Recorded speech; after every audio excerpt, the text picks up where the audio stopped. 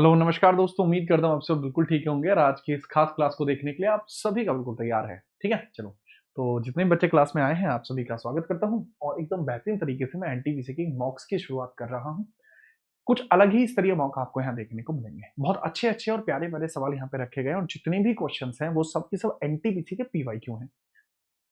RRB NTPC के previous year questions को शामिल करके यहाँ पर बनाया जाता है एक बहुत तगड़ी श्रृंखला। और यह एक रिवीजन सीरीज चल रही है 2026 के एग्जामिनेशन के लिए, वो भी आरआरबी एनटीपीसी की।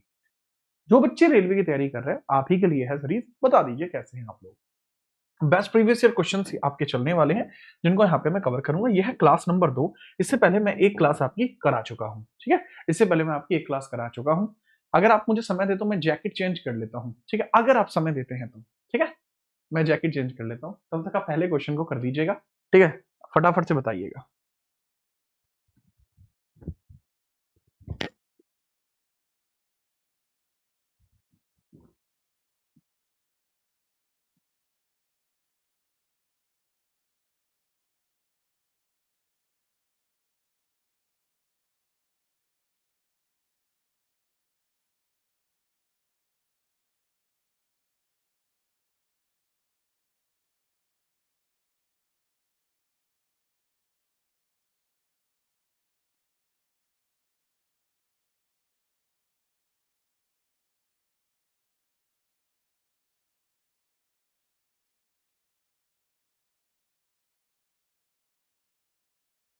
चलिए शुरुआत करते हैं आगे क्वेश्चन की, क्योंकि आपके 40 क्वेश्चन लास्ट क्लास में आपके हो चुके थे। यह है आपका 41वें नंबर का सवाल।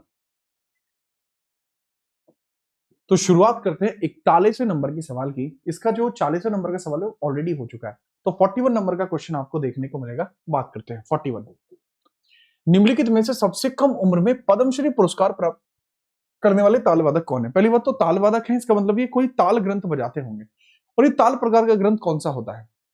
तो देखो, अगर मैं बात बताऊं आपको, जो वाद्य यंत्र देखने को मिलते हैं, वाद्य यंत्र आपको जो देखने को मिलते हैं, वाद्य यंत्र जो देखने को मिलते हैं, इसमें हम बात करते हैं ताल प्रकार के वो होते हैं। ताल प्रकार के वो होते हैं जिसके अंदर एक अर्ध पारगम्य झिल्ली जैसा एक संरचना होती है, जिसके अंदर एक झिल्ली जैसी संरचना आपको देखने को मिलती है, जिसमें एक झिल्ली जैसी संरचना देखने को मिलती है। ठीक है, याद रखना। इसको बोलते हैं मेम्ब्रेन, इसको बोलते हैं मेम्ब्रेन।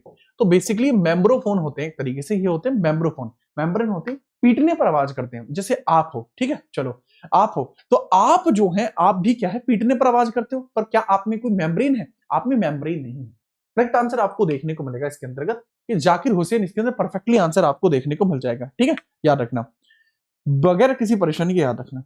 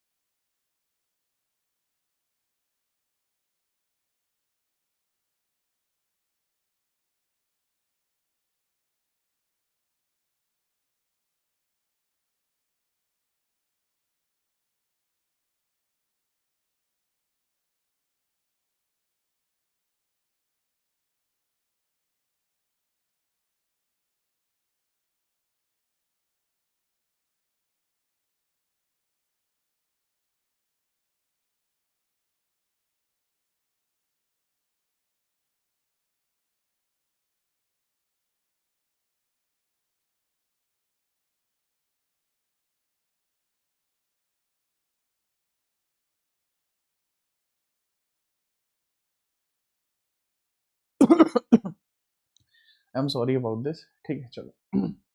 हाँ भाई इसीलिए है अंशुल चौधरी, इसी वजह से मैं क्लास में थोड़ा सा इशू हो गया था, एरिस भाई इसी वजह से, ठीक है। Now again back to the track. Now starting, निम्नलिखित में से सबसे कम उम्र में पद्मश्री प्राप्त करने वाले जो देखने को मिलते हैं, यहाँ आपको देखने को मिलते हैं जाकिर हुसैन। जाकिर हुसैन एक तबला वादक है, मेम्ब्रेन इसके अंदर होता है जो पीटने पर आवाज करता है, करेक्ट आंसर देखने को मिलता है।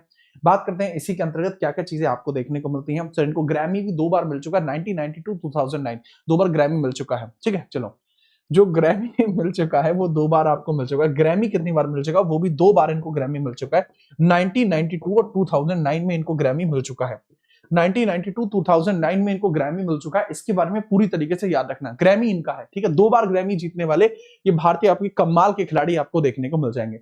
पद्म भूषण, पद्म श्री, पद्म विभूषण, ये अवार्ड्स इनको मिल चुके हैं, इनके बारे में याद रखना, मुझे याद रखवाना होता है। 1998 से अवार्ड मिलने शुरू होते, 2023 में इनको पद्म विभूषण मिला था, 2023 में इनको विभूषण भी मिला था, तो याद रखना बगैर किसी परेशानी के। अगला सवाल ये रहा, 42वें नंबर का सवाल आपके सामने फेंक के मारा, एनटीपीसी का सवाल आपके सामने है, देख के चौंक मत जाना, ठीक है। ताकत पड़ तोड़ तरीके से इसका जवाब दीजिए। भारत का सबसे बड़ा तथा सबसे अधिक ऊंचाई पर स्थित राष्ट्रीय उद्यान हेमिस नेशनल पार्क आपको देखने को मिलता है, क्या ये फैक्ट है? भारत का सबसे छोटा नेशनल पार्क साउथ बैटन राष्ट्रीय उद्यान है, सिक्किम में स्थित है। एक तो फैक्ट बिल्कुल जिंदा गलत दिखाई दे रहा है आपको, एक तो फैक्ट आपको जिंदा गलत दिखाई दे रहा है, इसके बारे में बात करते हैं, ठीक है। चलो देखो, बच्चे बहुत कम है आज की क्लास में, बट मेरा साहस, उत्साह, उमंग वो कम नहीं हो सकता। एक बच्चा कमेंट कर रहा है, पंकज पुराना बच्चा है, ठीक है, पंकज है पुराना बच्चा है, ये कह रहा है सर आप यूट्यूब पर ऑलराउंडर जैसे पारी खेल रहे हैं, ठीक है। चलिए याद रखना, देखो पंकज पता है बात क्या है, मुझे पारी खेलनी पड़ रही है, ठीक है। जब एक आदमी के अगेंस्ट में कंपनियां खड़ी हो जाती है ना लल्ला, तो एक आदमी को ऐसा करना पड़ता है। मेरे सामने 2 रास्ते हैं, ठीक है, या 2 रास्ते थे, या तो मैं हार मान लूं, या फिर मैं बताऊं कि मैं हूं क्या, तो जो कि मैं पीछे 1 महीने पहले ही बता चुका हूं कि मैं हूं क्या, ठीक है। 4-5 पहले 2 लोग लगे थे, फिर 5 लोग लगे, ठीक है, अब 10 लोग लगे, ठीक है। आगे बात करते हैं, चलिए करेक्ट आंसर देखने को मिलता है। हाँ, पहले सब कुछ सच सच वाली बातों पर चल रहा था, फिर फेक पे आ गए, फिर प्रमोशंस पे आ गए, ठीक है। अभी वर्तमान में फेक प्रमोशन दोनों चीजों पे आ गए, टीम मेटिंग पे आ गए, रोस्टिंग पे आ गए। मैंने अपनी तरफ से कभी किसी को कुछ नहीं कहा, ना मैं भविष्य में कहूंगा, मुझे नहीं लगता कि अभी इतना लेवल है कि मैं अपनी तरफ से कुछ कहूं। चलिए स्टार्ट करते हैं। जैसा मैंने बताया, पहला और दूसरा इसमें दोनों में नहीं है, ये वाला स्टेटमेंट गलत है, ओनली 1 स्टेटमेंट करेक्ट है, पहला सही है। सबसे अधिक ऊंचाई पर भी हेमिस है और ये भी यहाँ पर हेमिस है, ठीक है। चलो तो स्टार्ट करते हैं हम। नेक्स्ट अगला पॉइंट है, 43वें नंबर का सवाल है, पद्म भूषण कनक रेले को निम्नलिखित में से किस नृत्य शैली के लिए दिया जाता है? उनके महत्वपूर्ण योगदान के लिए उनको सम्मानित किया गया है। पद्म भूषण टू द कनक रेले, कनक रेले किससे रिलेट करेंगे, क्या इनको देखने को मिलता है, ठीक है। चलिए फटाफट से, क्या हुआ यशवंत भाई? यशवंत भाई आपको वो सामान पहुंचवा देंगे हम, ठीक है। चलो आगे हम बात करते हैं, इसके बारे में थोड़ी सी चर्चा कर लेते हैं, किससे रिलेट करते हैं, बाकी छात्र बता देंगे निक्की मैं ऐसा क्यों बोलता हूं। नेक्स्ट है आपको पद्म भूषण कनक रेले को मिलता है। कनक रेले किससे रिलेट करते हैं? Sir Kanak Rele is related to Mohini Attam. Kanak Rele directly relate करेंगे मोहिनी अट्टम से। मोहिनी अट्टम केरला का डांस आपको देखने को मिल जाएगा। किसका डांस है? केरला का डांस आपको देखने को मिल जाएगा, काफी ज्यादा फेमस रहा है। याद रखना, इनको भी पद्म भूषण 2013 में मिल चुका है। पद्म भूषण 2013 में इनको भी मिल चुका है, पद्म भूषण 2013 में इनको भी मिल चुका है, इनके बारे में भी याद रखना। 43 के बाद 44वें नंबर का सवाल ये रहा, इलाहाबाद के निम्नलिखित में से किस हिंदुस्तानी गायक को उनके प्रसिद्ध समकालीन गौहर जान के साथ 1911 में दिल्ली दरबार में सम्राट जॉर्ज पंचम के लिए प्रदर्शन करने का सौभाग्य प्राप्त हुआ था? कमाल की बात है, गौहर जान वो महिला हैं जिन्होंने 1911 में दिल्ली दरबार में यह प्रदर्शन किया था। इसके बाद ही, ठीक है, चलिए तो पॉइंट आपको देखने को मिलता है दिल्ली दरबार 1911 में, 1911 में दिल्ली दरबार आपको लगता है, इसमें जॉर्ज फिफ्थ और क्वीन मैरी दोनों देखने को मिले हैं। जॉर्ज फिफ्थ और क्वीन मैरी आपको दोनों देखने को मिल जाएंगे, जॉर्ज फिफ्थ और क्वीन मैरी आपको इसमें दोनों ही देखने को मिल जाएंगे। लेकिन अगर हम बात करते हैं इसके बारे में, थोड़ी सी इसमें चर्चा करनी पड़ेगी आपको। करेक्ट आंसर क्या है? सर पहली बात तो यह है, इसी के अंतर्गत जो रविंद्रनाथ टैगोर है, इन्होंने पहली बार जन गण मन अधिनायक जय हे भी गाया था। लेकिन अगर हम पॉइंटर की बात करते हैं, वो कौन है जिसने यहां पर यह था? That was Janki Bai. Correct answer है जानकी बाई देखने को मिल जाएंगे। कौन है? जानकी बाई आपको देखने को मिल जाएंगे, जानकी बाई, ठीक है।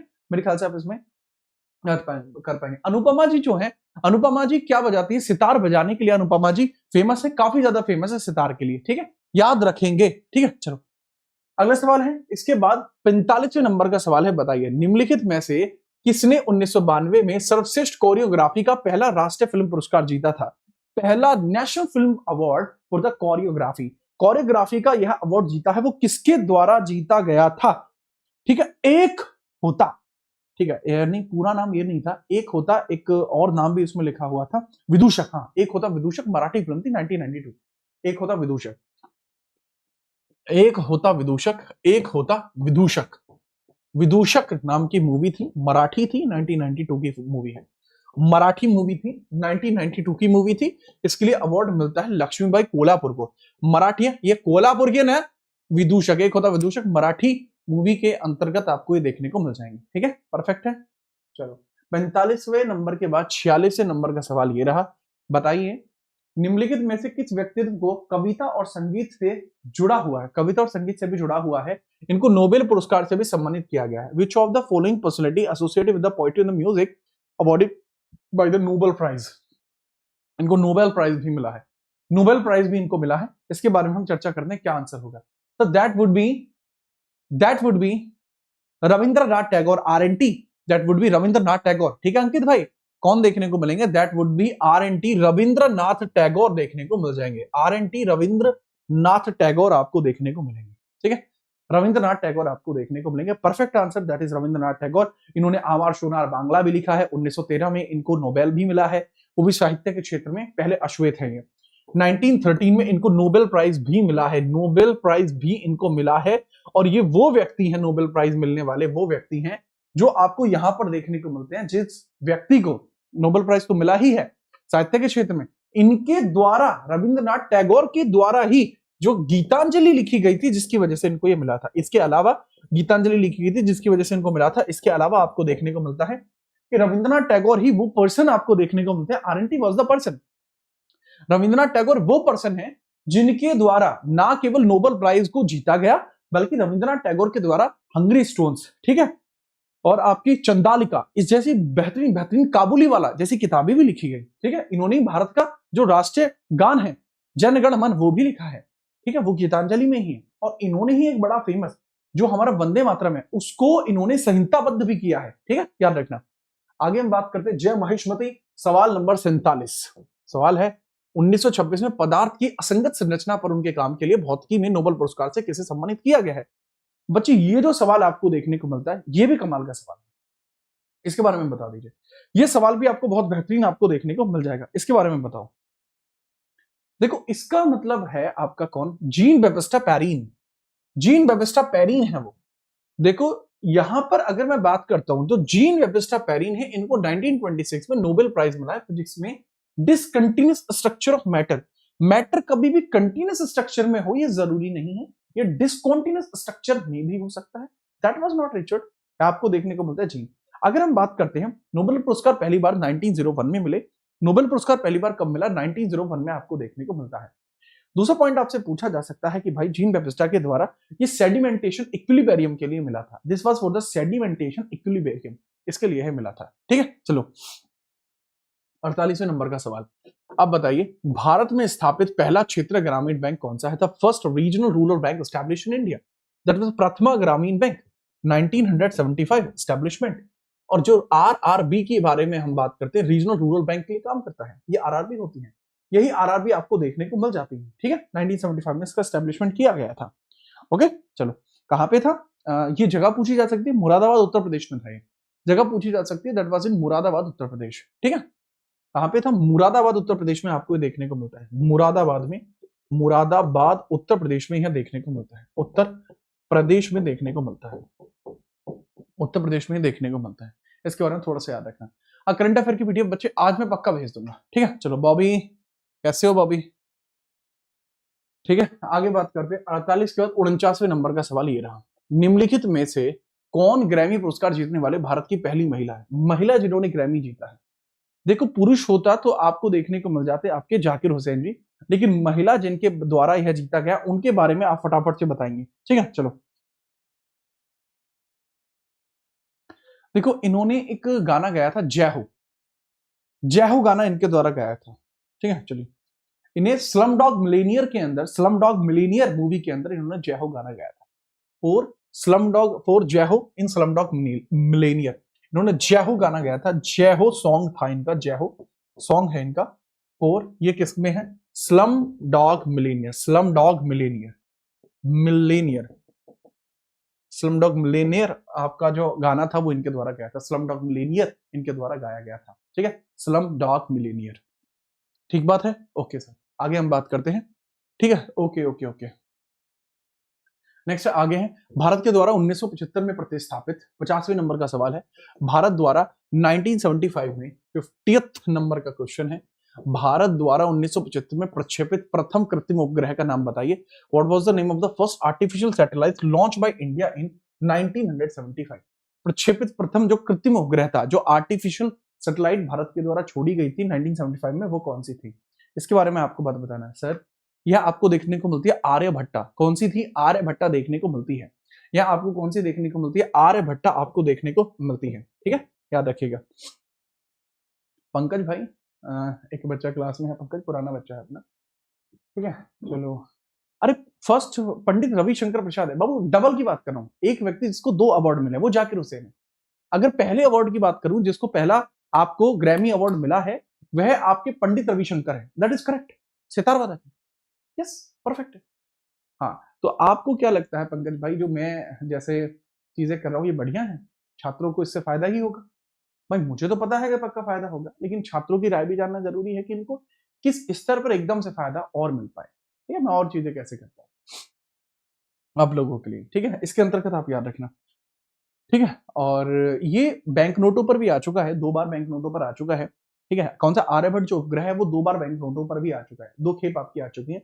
जैसे ये आपको 1976 1997 1976 1997 1976 में और 1997 में ये नोट पर भी आ चुका है, नोट्स पर भी आपको यह देखने को मिल चुका है, नोट्स पर भी देखने को मिल चुका है, ठीक है, याद रखेंगे, बहुत बढ़िया। 51वें नंबर का सवाल, भारत का प्रथम पिछड़ा वर्ग आयोग की अध्यक्षता किसने करी थी? भारत का पहला ओबीसी जो आपका बना था वो कब बना था, ठीक है, चलो। क्या आपका बना कब था इसके बारे में पूछा जा रहा है। ईशांत भाई आपने ऊपर क्या लिखा था, 500 वाला क्या लिखा था, वो समझ में नहीं आया, ठीक है। राम राम सरपंच जी, राम राम भाई साहब।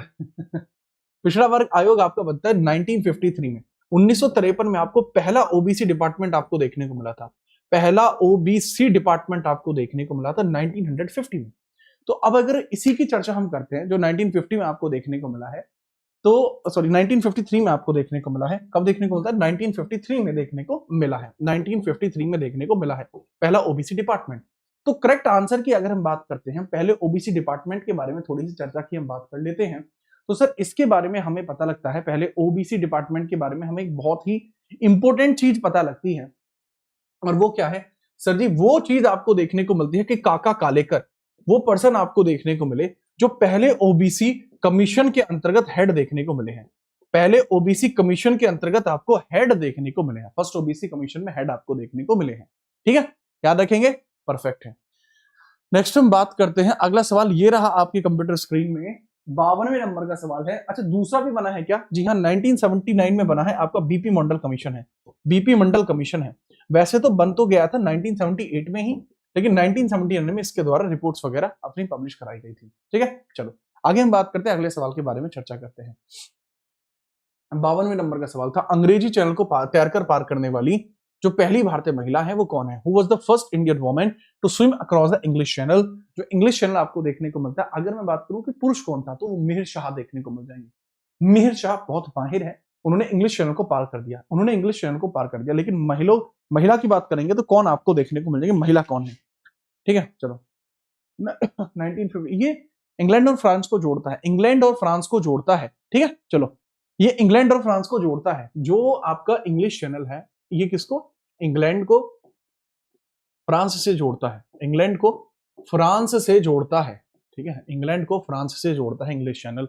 तो आपसे ना कई बार यही सवाल पूछा जाता है कि ये कौन महिला देखने को मिलती है। सर 1959 में आरती साहा थी, इनको पद्मश्री मिला है 1960 में, 1960 में इनको मिला पद्मश्री।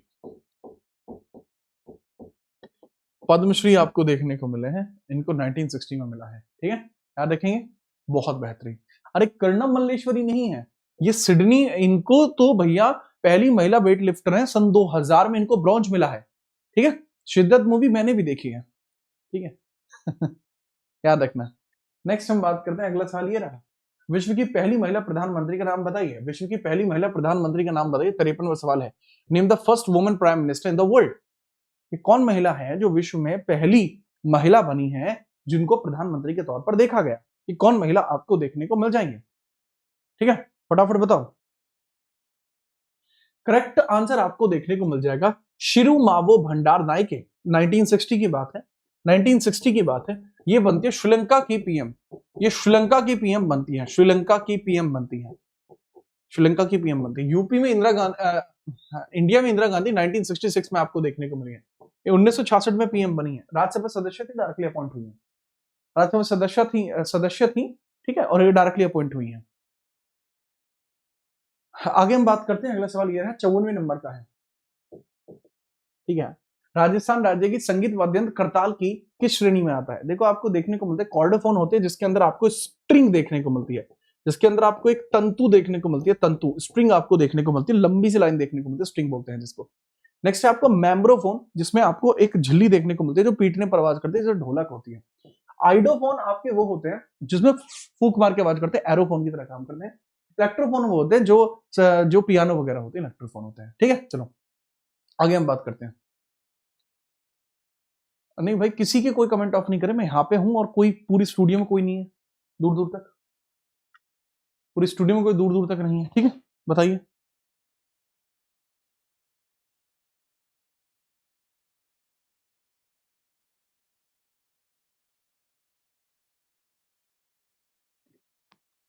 फटाफट बताओ, करेक्ट आंसर आपको क्या देखने को मिलेगा।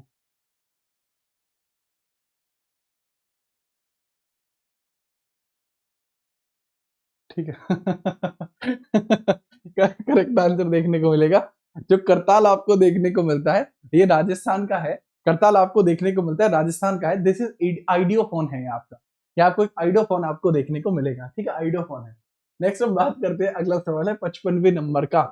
55वें नंबर का, निम्नलिखित में से किस भारतीय गायक या गायिका को 2001 में भारत रत्न प्राप्त हुआ है। यह मिला है लता मंगेशकर जी को, 2001 में भारत रत्न मिला है, 2001 में। ये गायिका है, ठीक, इंडियन सिंगर्स हैं जिनको मिला है। अगर यहाँ पर इंस्ट्रूमेंटलिस्ट भी होते तो 2001 में ही भारत रत्न किसको मिला है, 2001 में ही आपका जो भारत रत्न है वो किसको मिला है, भारत रत्न किसको मिला है। तो 2001 में जो भारत रत्न मिला है, ये पर्सन के नाम भी बता दीजिए, 2001 का भारत रत्न किसको जाएगा, फटाफट बताओ। 2001 का जो भारत रत्न है वो किसको जाएगा। सर स्पष्ट तौर पर हम याद रखेंगे, 2001 का जो भारत रत्न जाएगा वो किसको जाएगा। एग्जैक्टली हम चर्चा कर लेते हैं 2001 का भारत रत्न किसको जाएगा। ठीक है, चर्चा करते हैं। सर 2001 का जो भारत रत्न आपको देखने को मिलेगा, बहुत ही स्पष्ट तौर पर आपको देखने को मिलेगा, यह हमारे जो सहनाई वादक हैं, जो सहनाई वादक है, कौन है जो सहनाई वादक है, नाम क्या है उनका, जो लाल किले पर भी परफॉर्म कर चुके हैं। अरे बांसुरी नहीं बजाते, सहनाई वादक हैं बच्चे। अरे हाँ देवशीन भाई, फटाफट ही करा रहा हूं, शहनाई वादक की बात करूं, जो शहनाई वादक है आपके।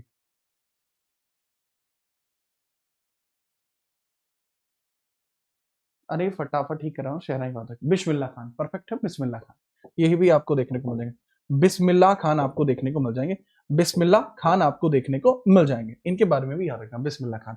55 के बाद 56वें नंबर का सवाल है, बताइए दक्षिण एशियाई पारंपरिक फ्यूजन संगीत को बनाने, संरक्षित करने और प्रदर्शित करने में उनके उत्कृष्ट योगदान के लिए किस भारतीय संगीत निर्देशक को जापान के फुकुआ पुरस्कार 2016 से सम्मानित किया गया है।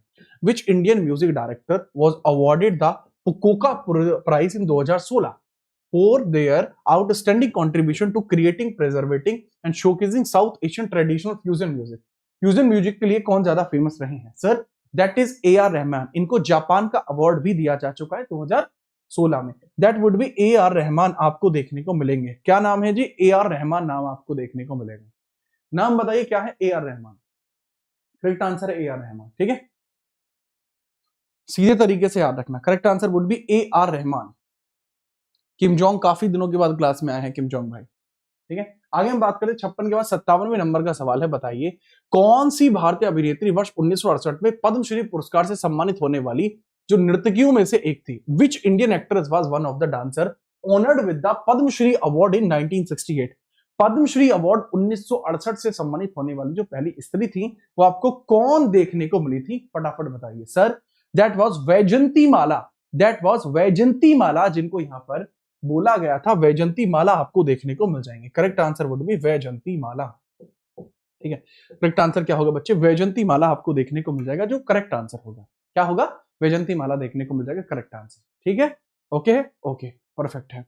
इनकी आत्मकथा का नाम है बॉन्डिंग। इनकी आत्मकथा का नाम है बॉन्डिंग। इनकी आत्मकथा का नाम क्या है? बॉन्डिंग है इनकी आत्मकथा का नाम।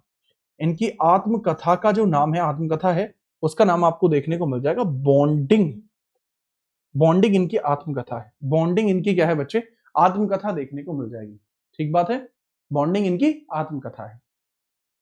ठीक बात। चलिए 57 के बाद हम बात करते हैं 58वां सवाल है, निम्नलिखित भारतीय संगीतकारों में से किसे ऑस्कर 2009 में स्लम डॉग मिलियनेयर में उनकी रचना के लिए सर्वश्रेष्ठ मूल गीत का पुरस्कार मिला था? फटाफट बताओ।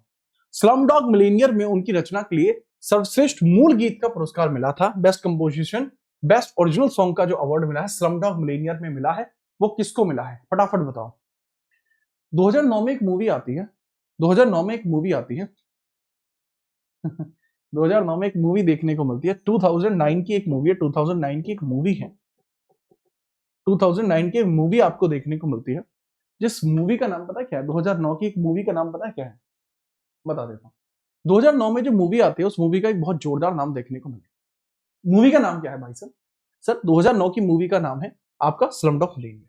उस मूवी के अंदर ए आर रहमान जो है, जो ए आर रहमान है, कौन? ए आर रहमान जो आपको देखने को मिलते हैं, उनको मिला है बेस्ट ओरिजिनल कंपोजिशन के लिए अवार्ड। ठीक है, याद रखेंगे, परफेक्ट है। ठीक है, चलो नेक्स्ट हम बात करते हैं 58 के बाद 59वें नंबर का सवाल है, तुलसीदास बोरकर जिन्हें 2016 में पद्मश्री से सम्मानित किया गया वो क्या है? तुलसीदास बोरकर है, 2016 में इनको पद्मश्री मिला है, और यह किससे रिलेट करते हैं? तुलसीदास बोरकर, नाम बताइए। तुलसीदास बोरकर के बारे में बताइए, क्या बजाते हैं? आपने सुना होगा, तू मैनू लगे हारमोनियम साज, तेरी बीबी रणजीत कौर वर्गी आवाज। तो तू मैनू लगे हारमोनियम साज, तो correct answer that means harmonium. तो मैंने अभी आपको बड़ी तुलसीदास बोर नहीं कर रहा, मैं आपको बोर कर दे, जब आप बोर हो जाए, बोर कर दे, तो आप मेरी क्लास में आ जाइए, तो मैं आपको हारमोनियम बजाना सिखा दूंगा, जिसमें आपको मैं बता दूंगा, मैनू लगे हारमोनियम साज, तेरी बीबी रणजीत कौर वर्गी आवाज। That is by Karan Aujla. ठीक है, 0 डिग्री। आगे हम बात करते हैं, अगला सवाल आपको देखने को मिलता है 60वें नंबर का सवाल है, निम्नलिखित में से कौन सा राष्ट्रीय उद्यान पूर्वी हिमालय उपक्षेत्र में सबसे बड़ा संरक्षित क्षेत्र है? Which of the following national park is the largest protected area in the Eastern Himalayan sub-region? Eastern Himalayan सब रीजन के अंदर आपको कौन सा पूर्वी हिमालय क्षेत्र देखने को मिलता है?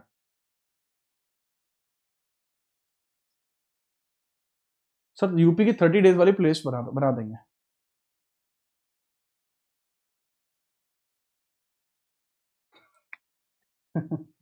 साठवें नंबर के सवाल के बारे में बताइए, जो आपको देखने को मिलता है जो ईस्टर्न हिमालय सब रीजन के अंदर है, पूर्वी हिमालय उपक्षेत्र में सबसे बड़ा संरक्षित क्षेत्र आपको कौन सा देखने को मिलता है? फटाफट इसके बारे में बात करेंगे। सर अरुणाचल में देखने को मिलता है आपको नाम दफा नेशनल पार्क। अरुणाचल प्रदेश में आपको देखने को मिलता है नाम दफा नेशनल पार्क, आपको देखने को मिलता है नाम दफा नेशनल पार्क देखने को मिलता है। नाम दफा नेशनल पार्क आपको देखने को मिलता है, जो करेक्ट आपको देखने को मिलेगा यहीं पर है, नाम दफा नेशनल पार्क। परफेक्ट है, याद रखेंगे इसके बारे में, नाम दफा नेशनल पार्क के बारे में। ठीक है, चलो अगला है आपका 61वें नंबर का सवाल है, बताइए भीतरकनिका नेशनल पार्क निम्नलिखित में से किस राज्य में स्थित है? Bhitarkanika national park is located in which of the following states? Bhitarkanika national park आपको कहां देखने को मिलता है? जो आपका है भीतरकनिका नेशनल पार्क, वो आपको कहां देखने को मिलता है, इसके बारे में बात करते हैं। सर बहुत आसान है, ओडिशा में देखने को मिलेगा। ठीक है, ओडिशा में आपको देखने को मिलेगा। ठीक है, करेक्ट आंसर है ओडिशा में देखने को मिलेगा। ठीक, परफेक्ट है, बहुत बढ़िया। रितेश बेटा आप कई बार पूछ चुके हो मॉक में स्कोर कैसे बढ़ेगा, यहाँ पढ़ने पे ध्यान दे लो, अगर पढ़ने पे ध्यान दे लिया होता तो अब तक बढ़ चुका होता। 12 लाचा दर्रे में बैठ के देख रहा हूं बेटा, 12 लाचा कहां देखने को मिलता है ये और बता दीजिए। ओडिशा के अंदर आपको देखने को मिलता है भीतरकनिका नेशनल पार्क। मेघालय में आपको नॉग क्रैम देखने को मिलेगा, Shola Pambadum Shola silent valley national park Kerala के अंदर है। गोवा के अंदर आपको सच कोई खास नेशनल पार्क देखने को नहीं मिलता है। 62वें नंबर का सवाल है, बाघमारा पिंचर प्लांट वन्य जीव अभ्यारण्य आपको निम्नलिखित में से कहां देखने को मिलेगा? Baghmara pitcher plant wildlife sanctuary आपको कहां देखने को मिलेगी? बाघ को मारने वाली वाइल्ड लाइफ सेंचुरी आपको कहां देखने को मिलेगी? देखो मैं आपको बता दूं, जब बारिश होती है ना तो बाघ भी मर जाते हैं। जब बारिश होती है तो बाघ भी मर जाते हैं। तो बारिश में बाघ भी मर जाते हैं तो मेघालय में आपको देखने को मिल जाएंगे। बाघमारा नेशनल पार्क आपको देखने को मिलेगा मेघालय के अंदर। बाघमारा पिक्चर प्लांट है जो वाइल्ड लाइफ सेंचुरी आपको देखने को मिलती है। इसमें याद रखना, this is located in which of the following state? That is इन मेघालय। यह मेघालय में आपको देखने को मिल जाएगा। यह मेघालय में आपको देखने को मिल जाएगा। नहीं, असम में नहीं है, मेघालय में है। That is in Meghalaya. That is इन मेघालय। मेघालय में आपको यह देखने को मिल जाएगा। कहां देखने को मिलेगा? मेघालय में आपको देखने को मिलेगा। इसके बारे में आप तगड़े तरीके से याद रखेंगे। नेक्स्ट हम अगले सवाल की बात करते हैं। 63वें नंबर का सवाल है। सवाल है, लाओ खोवा वन्य जीव अभ्यारण्य भारत के उत्तर पूर्वी राज्यों में से किस नदी के दक्षिणतम तट पर स्थित है? जो लाओ खोवा वाइल्ड लाइफ सेंचुरी है लोकेट करती है नॉर्थ ईस्ट स्टेट्स में। यह सिचुएट करती है किसके सदर्न बैंक पर? किस रिवर के सदर्न बैंक पर यह आपको देखने को मिल जाएगी? चलो हम बात करते हैं जो लाओ खोवा वन्यजीव अभ्यारण्य है वाइल्ड लाइफ सेंचुरी से इस बार बहुत सवाल बने हैं, काफी ज्यादा सवाल आपको देखने को मिले हैं। ठीक है, चलो याद रखना, जो लाओ खोवा है यह असम में देखने को मिलता है। ठीक है, चलो असम में देखने को मिलता है। कहां देखने को मिलता है? असम में। रिवर है ब्रह्मपुत्र। ब्रह्मपुत्र रिवर देखने को मिलती है असम में, देखने को मिलती है असम में। ब्रह्मपुत्र रिवर है, असम में ब्रह्मपुत्र रिवर है, वहीं आपको यह देखने को मिलती है लाओ खोवा वाइल्ड लाइफ सेंचुरी। लाओ खोवा वाइल्ड लाइफ सेंचुरी आपको असम में ही देखने को मिलती है। ठीक है, परफेक्टली इसके बारे में भी आपको याद रखना है।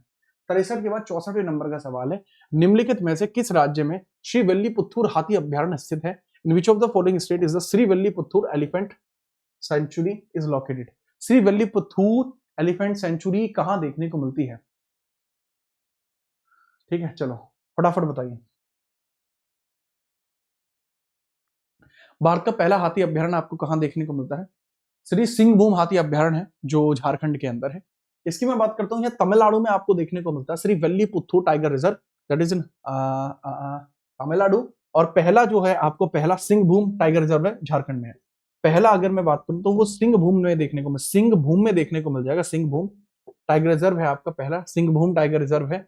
और यह आपको जो देखने को मिलता है सिंहभूम, ये झारखंड में देखने को मिलता है। कहां? झारखंड में आपको देखने को मिल जाएगा। झारखंड में आपको देखने को मिल जाएगा। समस्या तो नहीं है कोई? खुल के खेल रहे हो? शाबाश। ठीक, आगे हम बात करते हैं। अगला सवाल ये रहा, निम्नलिखित में से किस भारतीय संगीतकार ने शहनाई को संगीत कार्यक्रम के मंच पर पेश किया और 15 अगस्त 1947 को भारत के स्वतंत्रता दिवस के अवसर पर दिल्ली के ऐतिहासिक लाल किले में समारोह के लिए चुना गया था? Which of the following Indian musician introduced the Sehnai to the concert stage and was chosen to perform at the historic Red Fort in the Delhi on the India's independence 1947? यही है बिस्मिल्लाह खान। इनको अमेरिका ने भी शहनाई बजाने के लिए बुलाया था। दैट इज बिस्मिल्लाह खान आपको देखने को मिलते हैं, इनको शहनाई बजाने के लिए बुलाया भी गया था। सवाल नंबर 65 था, बेहतर तरीके से आप इसका तगड़ा जवाब देकर। 65 के बाद 67 की बात करते, योग सुंदर देसाई एक अग्रणी नृतक थे जिन्होंने स्वतंत्रता पूर्व युग में भारतीय नृत्य की दुनिया में कदम रखा। इनका जन्म 16 जुलाई 1921 को कहां पर हुआ था? इससे पहले मैं बता दूं, इनको 2001 में आपको भारत रत्न भी इनका दिया गया है। भारत रत्न भी इन्हीं को मिलता है। अब बताएंगे 67 क्वेश्चन के बारे में। जो योग सुंदर देसाई हैं, ये पायनियर डांसर हैं जो स्टेप करते हैं वर्ल्ड में इंडियन डांसिंग में प्री इंडिपेंडेंस एरा में। इनका जन्म कहां पर होता है? पूछा गया कहां से रिलेट करते हैं, बात करें बताएं कहां से रिलेट करते हैं, फटाफट बताओ। ठीक है, चलो कहां से रिलेट करते हैं। अच्छा, मैं एक सवाल और पूछना चाह रहा था, कल मैं एसएससी जीडी की क्लास भी चैनल पे रख दूं, एक इवेंट और बढ़ा दूं कल का, अगर आप कहते हो तो। एक इवेंट और बढ़ा देता हूं कल का एसएससी जीडी का। एक बार सबके सब हाँ कह दो कि हाँ सर कल एसएससी जीडी की करंट अफेयर भी ले लो। टॉप 100 करंट अफेयर ले लेता हूं कल एसएससी जीडी की। कल एसएससी जीडी की टॉप 100 करंट अफेयर, आप कहें तो टॉप 100 करंट अफेयर कल एसएससी जीडी की भी से। एक बार आप राजी चाहिए, खींच देते हैं मीटर, जो होगा देखा जाएगा। ठीक है, दाव पे सब कुछ लगा है, पीछे हट नहीं सकते। खींच दे, लो भाई, लो है गुजरात इसका करेक्ट आंसर देखने को मिल जाएगा। पंकज भाई कैसा रहेगा? गुजरात आपको देखने को मिल जाएगा, गुजरात। गुजरात में ही इनका जन्म हुआ है, काफी ज्यादा फेमस है, योग सुंदर देसाई हैं और काफी अच्छी डांसिंग स्टेप्स में आपको इनका हिसाब किताब देखने को मिल जाएगा। बगैर परेशानी के आप याद रखना, पहले राजकुमार थे जिन्होंने अपनी रियासत को भारत संघ में विलय किया था। ये पहले राजकुमार थे जिन्होंने, ये राजकुमार हैं, इन्होंने अपनी रियासत को भारत में विलय कर दिया था, पहले हैं ये। ठीक है, चलो आगे हम बात करते हैं। 68वें नंबर का सवाल है, संगीत के दिग्गज पंडित रविशंकर संगीत की निम्नलिखित में से किस शैली के लिए प्रसिद्ध है? रविशंकर फेमस हैं किस चीज के लिए? रविशंकर फेमस हैं किस चीज के लिए? फटाफट बताओ, रविशंकर फेमस हैं किस चीज के लिए? इनके बारे में बताइए बगैर परेशानी के। इनको भी भारत रत्न मिल चुका है, इनको भी भारत रत्न मिल चुका है, 5 बार ग्रैमी मिल चुका है यार इस आदमी को, 5 बार ग्रैमी मिल चुका है। ये हिंदुस्तानी शास्त्रीय गायन से रिलेट करते हैं, इनको 5 बार ग्रैमी मिल चुका है। 5 बार क्या मिल चुका है? ग्रैमी। ठीक है, मेरे लिए दुआ करो, ग्रैमी ले आऊंगा। और पहला ग्रैमी 1967 में मिला था। पहला कब मिला था? 1967 में। पहला मिला था 1967 में। पहला आपको देखने को मिल जाएगा, पहला 1967 में देखने को मिल जाएगा, पहला 1967 में देखने को मिल जाएगा। हिंदुस्तानी शास्त्रीय गायन, जो हिंदुस्तानी क्लासिकल वोकल आपको देखने को मिल जाएंगे।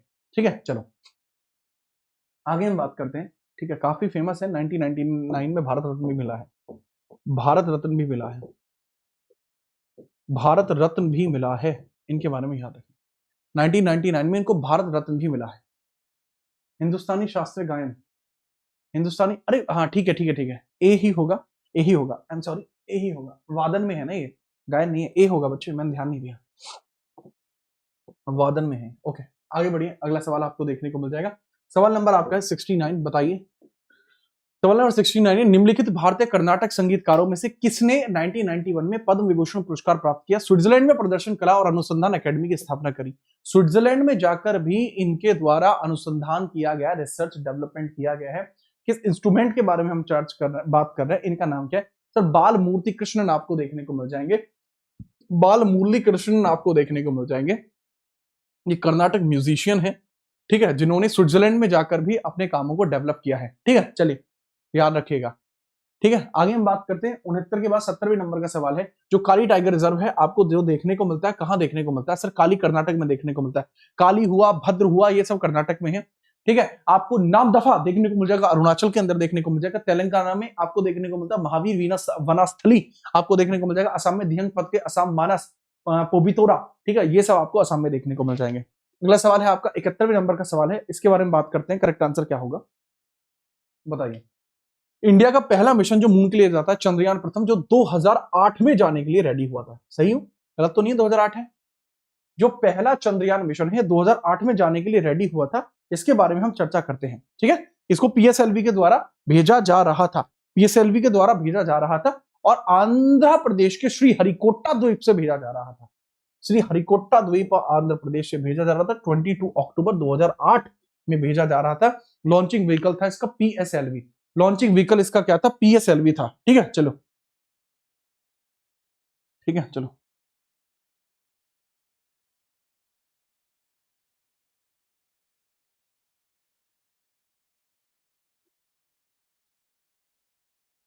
ठीक है, फटाफट बताइए। आगे हम बात करते हैं। अगला सवाल ये रहा, भारत के किस राज्य में सूर्योदय सबसे पहले दिखाई देता? अरुणाचल प्रदेश में सबसे पहले सूर्योदय आपको दिखाई देता है। 72वें नंबर का सवाल है, सूर्योदय सबसे पहले कहां दिखाई देता? अरुणाचल प्रदेश में दिखाई देता है। सबसे लेट आपको गुजरात में दिखाई देखने को मिलता है। गुजरात के टाइम में जो सबसे वेस्टर्न पॉइंट है गुजरात का, सबसे ईस्टर्न पॉइंट है अरुणाचल का, दोनों के बीच में 2 घंटे का डिफरेंस है, क्योंकि 30 डिग्री का डिफरेंस आपको दोनों में देखने को मिलता है, दोनों में देखने को आपको मिल जाता है। ठीक है, याद रखिएगा, इसके बारे में भी याद रखना, इसके बारे में भी याद रखना। अगला सवाल ये रहा 73वें नंबर का है। पूछा जा रहा है कि निम्नलिखित में से किस देश में पहला आधुनिक ओलंपिक खेल आयोजित किया गया था? In which of the following countries was the first modern Olympic game held? जो पहले मॉडर्न ओलंपिक आपको देखने को मिले हैं, वो कहां पर आपको देखने को मिले? पहले मॉडर्न ओलंपिक आपको कहां देखने को मिले हैं? सब पहले मॉडर्न ओलंपिक आपको ग्रीस में देखने को मिले। 1896 ग्रीस में देखने को मिलते हैं। 1896 में ग्रीस में आपको देखने को मिलते हैं पहले मॉडर्न ओलंपिक। ठीक है, 1894 में इंडियन इंटरनेशनल ओलंपिक एसोसिएशन की एस्टैब्लिशमेंट होती है। याद रखना, 1 डिग्री में 4 मिनट का डिफरेंस आता है, बिल्कुल आता है, करेक्ट है, याद रखना। ग्रीस के अंदर स्थापना आपको देखने को मिलती है। इसके बारे में बगैर परेशानी के थोड़ा सा याद रखना। और 23 जून को मनाया जाता है इंटरनेशनल ओलंपिक डे। 23 जून को क्या मनाया जाता है? इंटरनेशनल ओलंपिक डे मनाया जाता है। 73 के बाद 74वां सवाल है, निम्नलिखित में से किस वर्ष कनाडा में पहला राष्ट्रमंडल खेल का आयोजन किया गया था? In which of the following years was the first Commonwealth games held in Canada? Canada के अंदर जो पहले कॉमनवेल्थ गेम्स आपको देखने को मिले हैं वो कहां आपको देखने को मिले हैं, इस बारे में बताइए। सर, हैमिल्टन कनाडा से ही तो कॉमनवेल्थ गेम्स की स्टार्टिंग होती है। 1913 में हैमिल्टन कनाडा से ही तो इनकी स्टार्टिंग होती है। हैमिल्टन कनाडा से ही तो इसकी स्टार्टिंग होती है कॉमनवेल्थ गेम्स की। कॉमनवेल्थ में 55 राष्ट्र हैं। ऐसे राष्ट्र जो उस पर कभी ना कभी ब्रिटेन का कब्जा रहा है उनको कॉमनवेल्थ नेशंस कहा जाता है, that is known as Commonwealth nations. 75वें नंबर का सवाल है, बताइए स्वतंत्रता के बाद पहली बार भारत ने पुरुषों की हॉकी में किस ओलंपिक खेल में स्वर्ण पदक जीता था? In which Olympic game did India win its first gold medal in men's hockey after independence? Independence के बाद जो पहला हॉकी है वह उसके बारे में पूछा जा रहा है। करेक्ट आंसर क्या होगा? तो करेक्ट आंसर होगा इसमें लंदन। ठीक है, लंदन आपको करेक्ट आंसर देखने को मिल जाएगा। पहला हॉकी गेम है जो आपको देखने को मिल जाएगा, जो आपका हॉकी है आफ्टर इंडिपेंडेंस। लंदन में हमने यहाँ पर मेडल जीता था। ठीक है, हम जीतते तो आ रहे थे 1928 से, पर लंदन में हमने गेम जीता है। लंदन में हमने यहाँ पर गेम जीता है, इसके बारे में थोड़ा सा याद रखना, बगैर परेशानी के थोड़ा सा हम हिसाब किताब से याद रखेंगे। 1948 में लंदन में जीता था। अरे सिडनी में नहीं जीता, 1948 में लंदन में जीता था। 76वें नंबर का सवाल है, बताइए निम्नलिखित कथनों पर विचार करिए। भारत में सर्वाधिक राष्ट्रीय उद्यान एमपी में स्थित है जिनकी संख्या वर्तमान में 11 है। सही है। भारत में राष्ट्रीय उद्यान जिम कॉर्बेट नेशनल पार्क था जो 1935 में राष्ट्रीय उद्यान को दर्जा प्राप्त इसको हुआ था। जी हाँ, इसका नाम पहले हैली था। दोनों स्टेटमेंट सही है, दोनों स्टेटमेंट सही है। इसका नाम पहले हैली था, हैली था। ठीक है, इसका नाम आपको क्या देखने को मिल जाएगा? इसका नाम आपको हैली देखने को मिल जाएगा।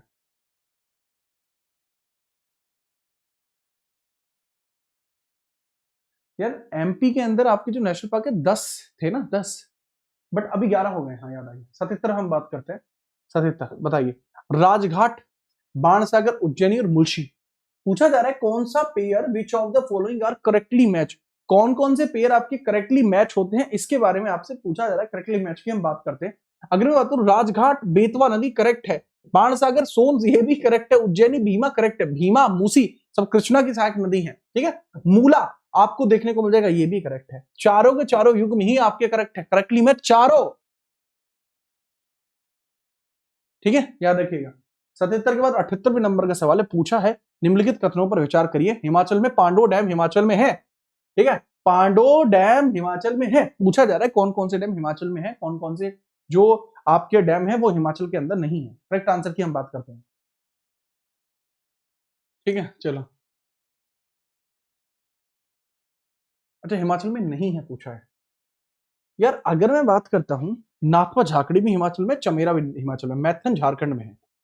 मैथन आपका झारखंड में देखने को मिल जाएगा। हिमाचल में जो नहीं है, नॉट ये ओनली 3 हो जाएगा क्योंकि मैथन तो झारखंड में है ना।